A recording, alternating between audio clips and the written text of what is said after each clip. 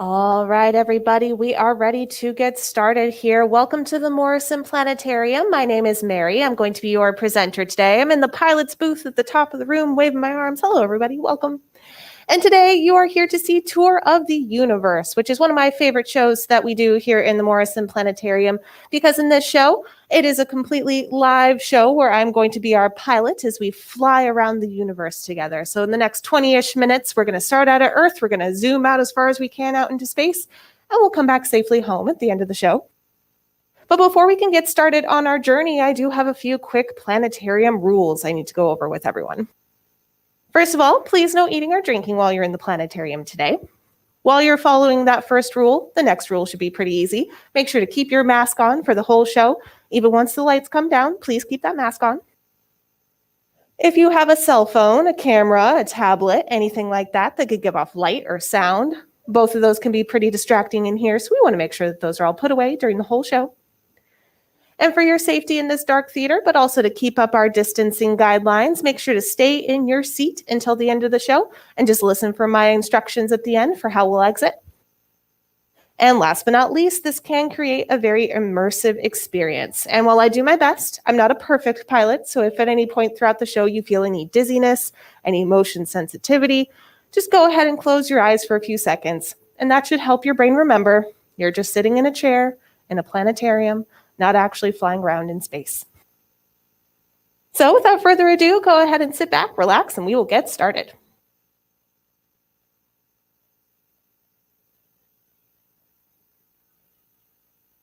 All right, so we are starting our tour of the universe today relatively close to home, just a few hundred miles above the Earth's surface at the International Space Station.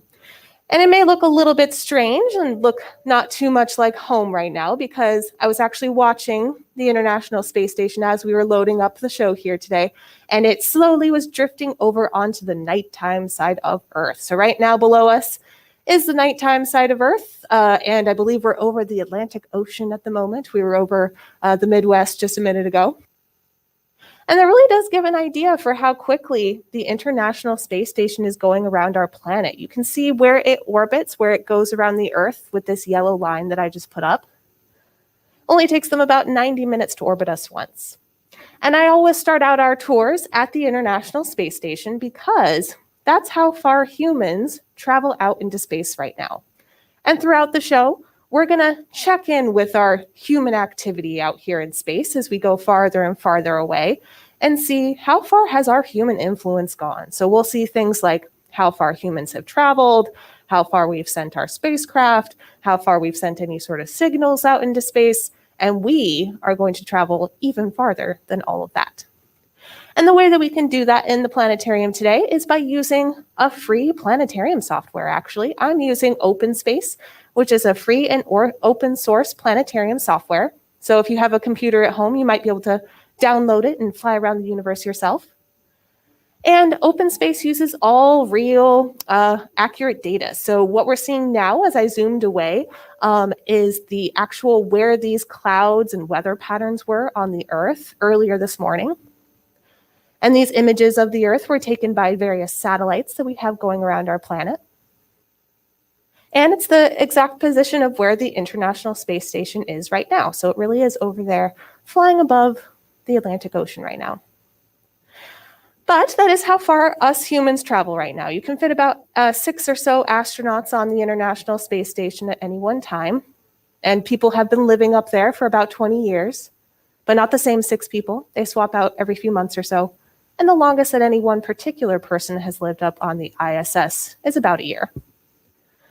But I'm not going to stop too long at any one spot throughout our tour today because we have a lot of ground to cover. So I'm going to keep zooming out here, and we're going to change our focus to our closest natural neighbor in space, the moon. Now, when I change focus, it might kind of flip the screen around here quick. So if this makes you dizzy, close your eyes. There we go. And we're going to fly over to the moon. And there's a pretty exciting event that is coming up. I should have double checked the exact date, but if you're here with me in California, we won't be able to see this event happen in California. But if you are really, really far north, or if you're maybe in somewhere in Europe, then you would be able to see an annular eclipse, which is basically a partial solar eclipse where the moon lines up just right to cast a shadow on the Earth.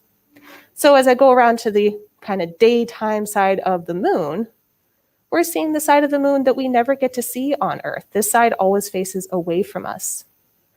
But things are lining up right that the moon will cast a shadow on the Earth a little bit in just a few days here. And as we gaze at the far side of the moon, and actually I'll turn off the nighttime side of the moon as we rotate around for a second here, I do want to bring up an idea that I'm going to be using for the rest of the show. So today we're going to be covering some incredible distances. So incredible that it's hard for me to wrap my head around. The moon, for example, the moon is our closest neighbor out here in space, our closest natural neighbor at least. We have some human-made satellites going around the Earth that are closer, but the Earth is our natural satellite close to us. But even though it's the closest object out here in space that we're going to visit, it is still about 250,000 miles away from us, so still quite far away. And as we go farther, we'll see distances of millions or billions or trillions of miles and kilometers. So I'm not going to use miles and kilometers to figure out how far we've gone. Instead, I want us to imagine that we are traveling at the speed of light or faster. So the speed of light is the fastest speed we know of in the universe at all.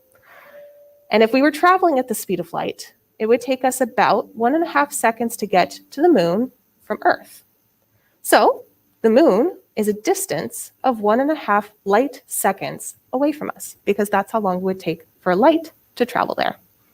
So roughly the same amount of time that it took us in open space to get to the moon, that's about how long it takes for light to travel to the moon.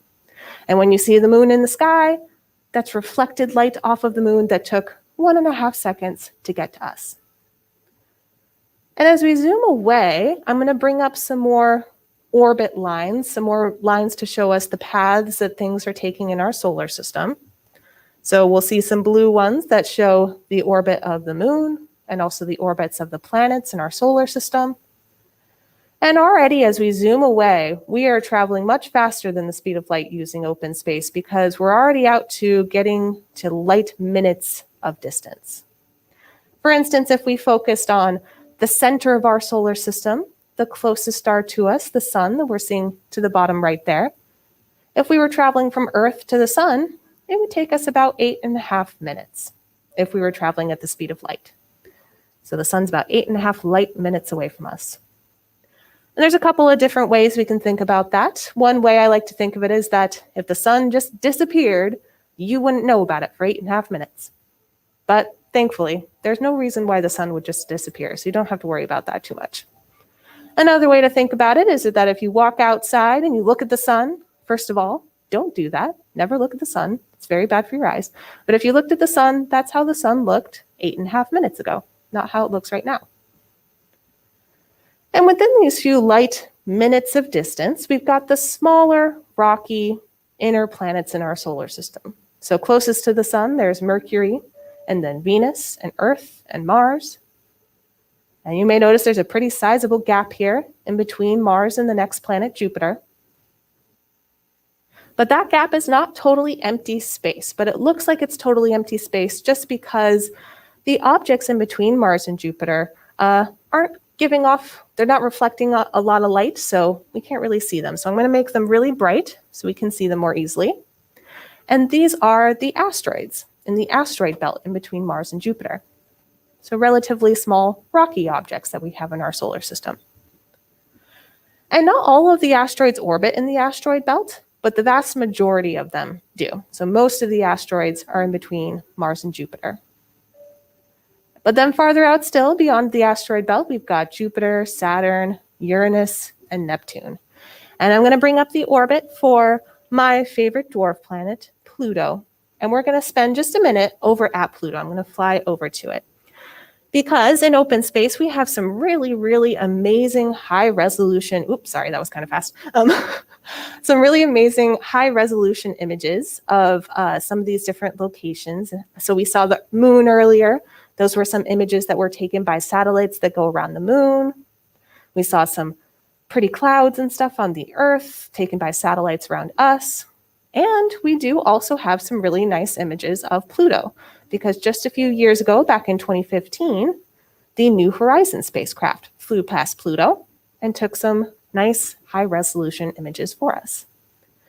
So the side of Pluto I'm going to show you are, these are actual pictures that New Horizons took as it flew by a few years ago. Now, to this day, I often get people asking me about Pluto. So Pluto officially has been called a dwarf planet since the year 2006. But still, working in a planetarium, I frequently get people asking me about Pluto. Things like, what happened to Pluto? Is Pluto still in our solar system? Did it explode? Why do you hate Pluto? And I'm here to tell you, I do not hate Pluto. I really like Pluto. I think it's amazing. Look how pretty it is. It has ice mountains. It has possibly a slushy ocean under the white area we're seeing here. It has nitrogen snow and nitrogen ice. It has an atmosphere with a blue glow that possibly changes as it goes throughout its year. It's a very, very interesting place. But it is still, with all the interesting things it is still officially called a dwarf planet and not a planet like it was before 2006. So why is that? Well, I have to zoom back out to talk about why it is that we don't call Pluto a planet anymore, because it has to do just with what else is around it. So before we saw the asteroid belts, and I was only able to see it because I made all the asteroids much brighter. As I zoom away from Pluto, we can see Pluto's orbit, but then also, let me zoom out a little bit faster. We can see Pluto's orbit, but there are a lot of other things out here by Pluto that are also very dim, so we can't see them too easily right now. And the same was true just in our actual daily lives until the late 90s and early 2000s. We did not have good enough telescopes to see anything this far out in the solar system besides Pluto. But then in the late 90s and early 2000s, we started to see a lot of other objects. And I'm going to show you the paths of these objects next. They're going to pop up rather abruptly, so just a warning. There we go. So we started to find a lot of small objects out here, many of which, if you look at these paths, you can see they kind of go in their own belts, kind of similar to the asteroid belt, but just much farther out in our solar system.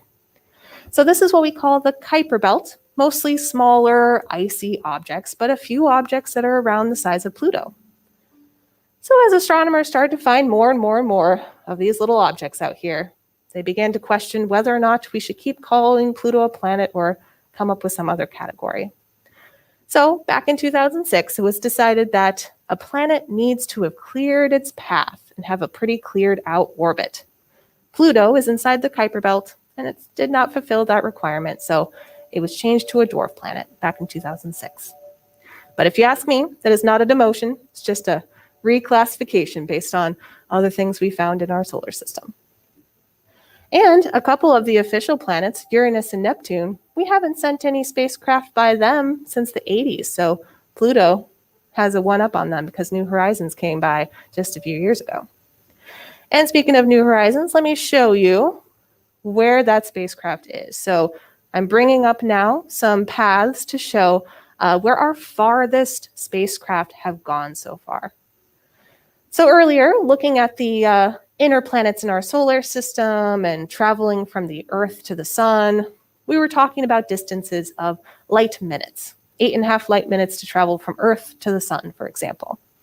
Out here by Pluto, we're now up to distances of light hours. If we wanted to travel from one side of Pluto's orbit to the other, traveling at the speed of light, would take us about 9 hours. So here we can see just a few spacecraft that we have sent out by Pluto or beyond Pluto. And these have been going for quite a while, depending on which ones we're talking about. So these are showing us Pioneer 10 and 11, Voyager 1 and 2, and New Horizons, which went out to Pluto. And the earliest of these were sent out in the 1970s. So Voyager, for example, Voyager 1 and 2, they've been traveling for about 50 years now.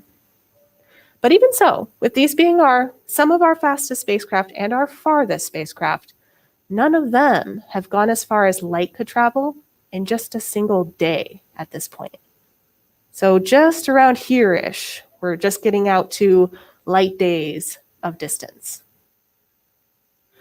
And around here is a little bit of a tricky area of trying to decide, are we still in our solar system or have we left our solar system behind? So we're beyond where the Kuiper Belt is, we're beyond where we've sent our spacecraft, but there's some other things out there, potentially some comets that orbit really, really far away from the sun. The sun has its own gravitational influence that gets weaker but goes out pretty far, has a magnetic field. So it's a little tricky to try to figure out exactly where our solar system ends and where it begins. But right here, you can see the sun has something happening to it. You can see that our solar system is getting kind of bright. And that's because before I was dimming down the brightness of the sun, because if it was its true brightness, we wouldn't have been able to see other things in our solar system very well. So at this point, this is what the sun would look like if you were to fly out into space this far.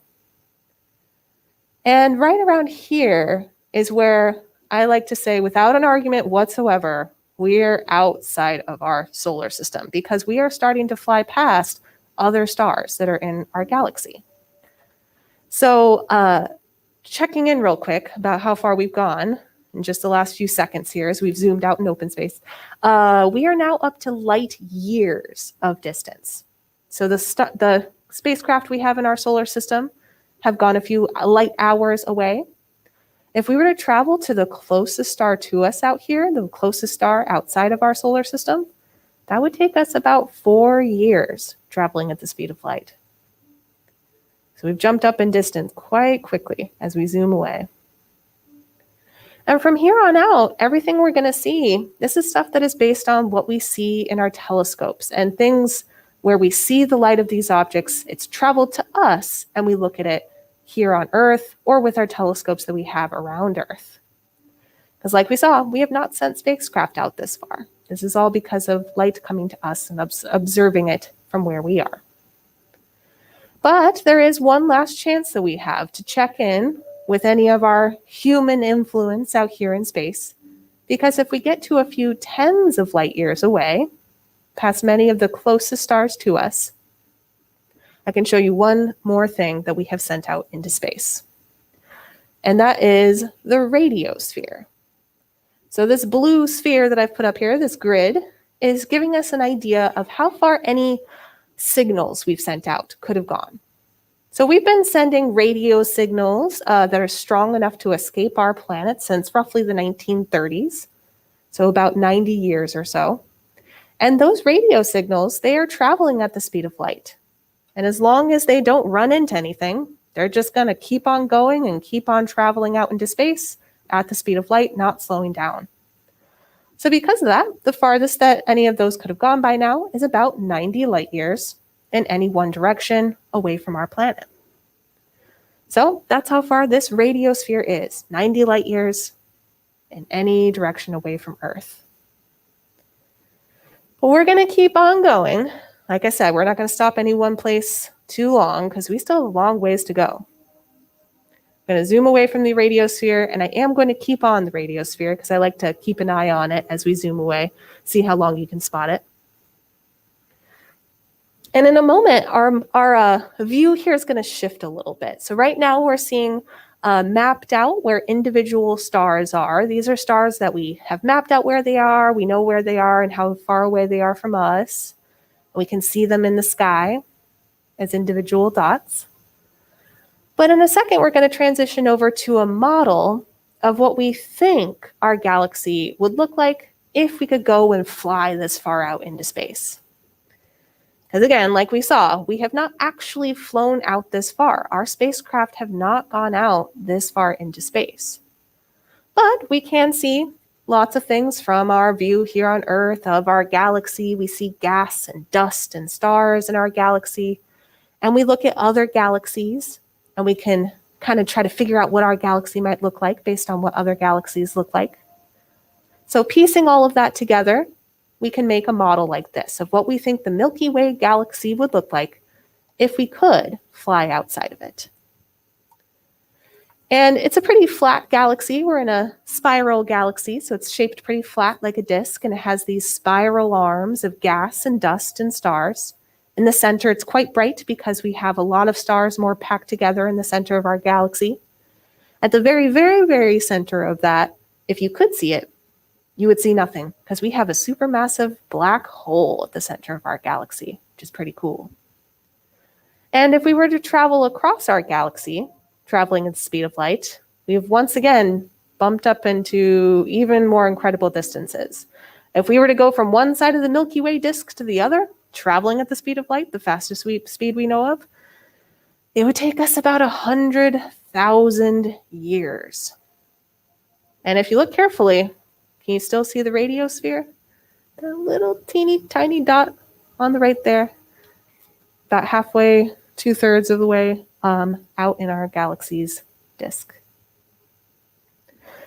But we're going to keep going because our galaxy, the Milky Way, is only one galaxy out here in the universe. As we zoom away, now we're seeing lots of other dots that are going to show up. And these dots, these are no longer individual stars. Every single one of these dots is another galaxy. And every single one of those galaxies has its own billions or trillions of stars. And the colors of the galaxies out here are kind of interesting. These are not the actual colors of these galaxies, though I do think that would be fun if it looked just like cosmic Skittles out there in the universe. But no, we've color-coded these galaxies depending on a variety of things. Sometimes it's color-coded depending on what data set it's part of, so usually what telescope was used to see that particular galaxy and map it out. Or we'll group them together if it's part of a certain group or cluster of galaxies that are bound together by gravity. So we've color-coded them based on a variety of different factors. And this is a real map. We've mapped out where these galaxies are relative to us. These are galaxies we have seen in our telescopes. But because of that, that means at a certain point, things are going to look a little bit strange. If we zoom out far enough to a few billion light years, we've already bumped up to a few billion light years at this point, you're going to see a strange shape that these galaxies seem to form. It's going to look sort of like a hourglass or a butterfly. Some people say it looks kind of like a pasta or something like that. But the universe is not shaped like a butterfly, unfortunately. I also think that would be fun. But no, this is not the real shape of the universe. This is just because we're looking from our perspective here on Earth. So because we live in a galaxy, that Milky Way galaxy we saw before, and our galaxy has lots of gas and dust and stars and stuff in it, when we try to look in the directions of the gaps we're seeing here on the bottom left and the top right, our galaxy is blocking our view, making it hard to see over in those directions because we just see the stuff that's in our galaxy when we look over in those directions. So there are even more galaxies than this, but this is just the ones that are easier to see and what we've been able to clearly map out so far. And we think there are just as many galaxies over in those gap directions as well. And as we gaze at these galaxies that are incredibly far away, billions of light years away, we're also doing something kind of cool, I think, which is that we're kind of time traveling in a way. Because all this light, it takes so long to travel to us and then get into our telescopes and us to see these places that by the time it does get here, we're seeing these objects how they looked millions or billions of years in the past, not how they look right now. So if you remember at the beginning of the show, I mentioned how if you look at the sun, again, don't do that, don't look at the sun, but if you looked at the sun, that's how the sun looked 8.5 minutes ago. This is what the universe was like billions of years ago. And because of that, that means that there's only so far that I can take you. There's only so far that we can see in our entire universe and so far back in time that we can see too.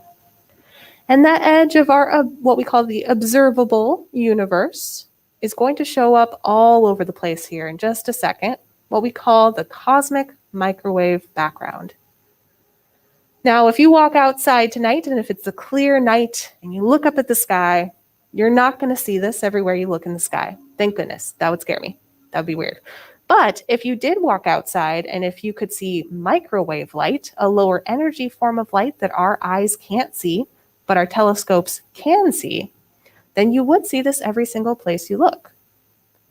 And actually, just last week was the anniversary of the discovery of the cosmic microwave background. So back in 1965, a couple of guys out in New Jersey, if I'm remembering correctly, were using their radio telescope and doing some studies. And for a while, were really confused by the cosmic microwave background because it looked just like some sort of strange radio interference that they were seeing. But they did all sorts of different tests and determined that no, this isn't interference from here on Earth. This is something out in space that they were seeing. And this was a big help for the Big Bang theory at the time as well, because before this discovery, it was a little hard to show when or where that might have happened. So the cosmic microwave background, this is a few 100,000 years after when the Big Bang would have occurred, when light was first able to just kind of expand out and go out in all directions. So in simpler terms, I like to think of this as the baby picture of our universe, the youngest light that we can see, and the farthest away that we can see. But since this is the farthest and the youngest, that means I can't take you any farther. So we're going to end our journey today by flying on back home. Now keep in mind, if we were really this far away, and if we were really traveling at the speed of light, this journey home would take us about 13.5 billion years. But thankfully, we're in the planetarium. It should only take us a minute or two. And as we fly back home, I do like to leave folks with one last thought, which is that all of this that we've been looking at, stars, galaxies, cosmic microwave background, planets, dwarf planets, everything we can see, is only a small part of everything we know to be out there in the universe. There's some mysterious things out there, like dark energy. Dark energy is some mysterious force that is causing space itself to accelerate as it expands. There's dark matter, some mysterious substance that we're not quite sure what it is, but we see evidence of it a lot of different places, especially at the edge of galaxies. And we call these things dark energy and dark matter because we're not quite sure what they are, but we do know that they make up about 96% of everything in our universe. So all of this that we've looked at so far is only a very, very small percentage of everything we know to be out there. And that can often make people feel kind of uncomfortable and small, that we're this one tiny dot in this gigantic universe. But while I do agree, makes me feel weird sometimes too, I also like to think of it as, well, yes, we are this one tiny dot, but look at all of this that we have found so far, almost entirely by looking through telescopes. And there's a whole lot more to discover and a whole lot more to learn about. And that's pretty exciting. But even so, every time I give this show, I'm always a little bit relieved when we get back to the radiosphere and we're back in our cozy human realm of the universe. Just have a few tens of light years left to go. And we're going to fly back to the sun, that closest star to us, right at the center of our solar system, past the spacecraft that we have sent out. And we're going to head back to the third planet from the sun, the only place in all of this that we have found life at all so far, which is another pretty incredible thing to think about. And we're back home. Hooray! So with that, I want to thank you all for joining me today for our tour of the universe. I hope you enjoyed flying around in space with me today, and I hope you enjoy the rest of your evening. Thank you all for joining me.